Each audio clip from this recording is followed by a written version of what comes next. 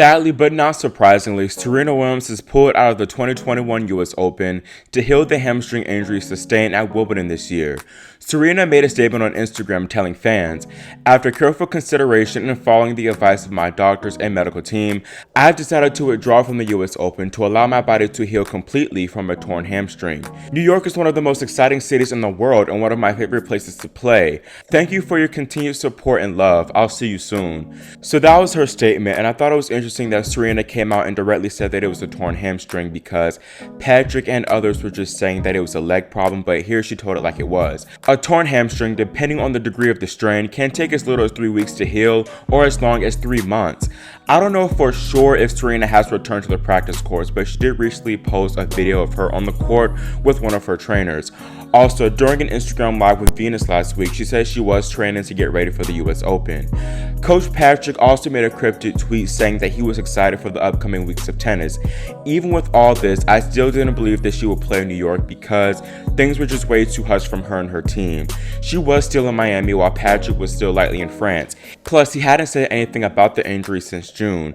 Matter of fact, when she pulled out of Cincinnati, that's when I knew for sure that she was going to play in New York. You can't come off that long of an injury layoff and play a slam. Speaking of Patrick, he did do an exclusive interview with Tennis Majors where he provided more insight about Serena's withdrawal. After Wimbledon, the team made a protocol that was meant to lead her to be able to play at the US Open. Every week, some progress was due to happen in what she was able to do. We knew that any problem would rule out the possibility. At some point though, we had a little setback. It cost 2 weeks. We pay for it now. If the US Open happened in 3 weeks instead of next week, it would have been possible. It's not the case today. We took medical advice and the medical advice was clear. If you play, you take a big risk. Then we had to discuss a little as a team. She always feels like she's giving up if she doesn't play. It's inside her. We had to reason her a little. But anyway, the medical advice had a big part. In that sense, it was a team decision. It would have been nice to see Serena in New York, of course, but I'm really glad that she didn't play because I know the hamstring isn't fully healed. If she did try to go out and play on it, things could have gotten 1,000 times worse. Serena's ranking will unfortunately plummet because the points earned from her reaching the 2019 final will come off. Williams is already ranked outside the top 20 due to the early Wimbledon exit, but now with her missing the Open, she's projected to drop to number 44 in the world. It's honestly crazy how bad this year has gotten for Serena. Everything was so good in Australia, and it just seems like ever since 2-0 40-30 against Osaka in that semifinal, everything shifted for the worse. She was supposed to play Miami but needed emergency dental service, which forced her out of the event. She trained hard for the French, but she struggled to find her form and ultimately picked up a thigh injury just as her draw opened up. Then of course the slip at Wimbledon, which her entire team was incredibly confident she'd take. That unfortunate and really avoidable slip now cost her another slam appearance at this US Open. Honestly, the future is unknown for Serena. The statement she put out was kind of vague about her intentions to return because normally she'd say, "Oh, I hope to see you all in New York next year," but this time she just said, "See y'all soon." We all know that Serena doesn't like to play after the US Open, but she could try and play Indian Wells, which is set to begin October 4th. Patrick did say with a few more weeks time she could have played, so it is possible. I'm gonna be real, after Australia I thought that Serena would be hanging up the racket this year, and she still might, I don't know. In his Tennis Majors interview, Mourataglou said that he was honestly uncertain of whether Serena would return to the tour.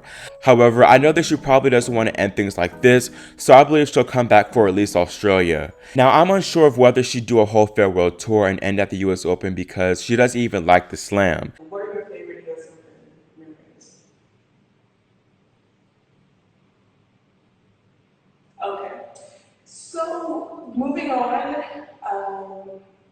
As far as her chances for another major go, Serena's about to turn 40 next month, and with increased age, she'll be more prone to injuries and additional setbacks. The field isn't getting any easier either, and unlike a few years ago, I'm uncertain of whether she'll get number 24.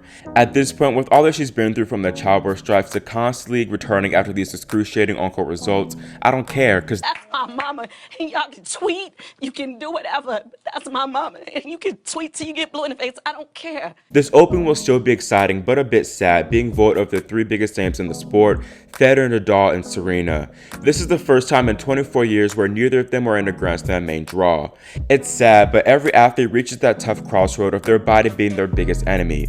Of course with Serena though, Wimbledon's negligence was to blame, and they should honestly be ashamed of themselves still. Anyways, I know that these haven't been the easiest times for Serena Serena, but she does have Olympia, whom she loves more than anything else in the world. Also, maybe this setback will somehow be a blessing in disguise, I don't know.